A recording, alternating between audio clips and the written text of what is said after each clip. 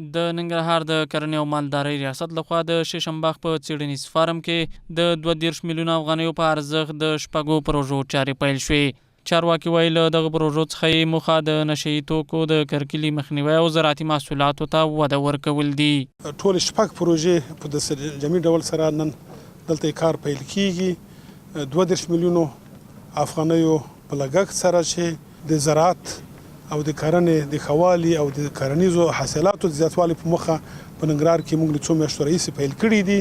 ان شاء الله په دې برخه کې به یو ډیر ښه پرمختګ رامنځته شي. چارواکو د کرکېلې د مخنیوي لپاره دغه هلې ځلې پیل شوي دي. د ولایت د کرنې او مالدارۍ رئیس وايي د یادو پروژو په پلي کولو سره به د اصلاح شوو تخمونو په برخه کې شته ستونزې راکمې شي. د شنباغ څېړنې مرکز چې د هیواد په سطحه یو تر ټولو ستر طاقتي مرکز دی، خصوصا په هغه تخمونو باندې چې د مورني تخم په حیث ورڅخه استفاده کیږي. د مورني تخمونو د تولید اساسي دنده لري.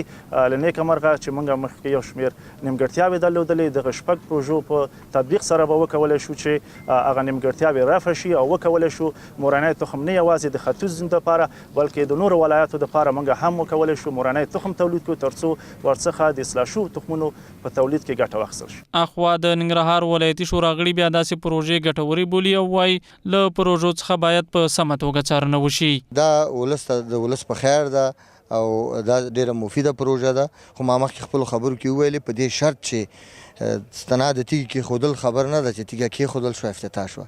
د دې نه باید کلک نظارت وشي، ولیدل شي چې اول دغه کم کانسټرکشن یا دا کم ساختمان چې جوړیږي دا په هماغه نورمونو چې قرارداد شوی باید جوړ شي.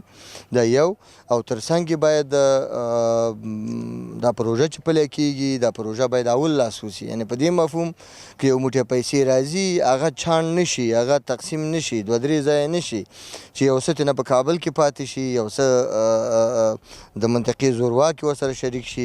که څه هم له یوې خوا په بېسودو ولسوالۍ کې د زراعت د ودې او پراختیا لپاره د یو شمېر پروژو چارې پیل کېږي، خو بله خوا د دې ولسوالۍ ډېری زراعتي ځمکې ورځ تر بلې په هستوګنیزو ودانیو بدلیږي چې دا چاره زراعت له لوی ګواښ سره مخ کولی شي.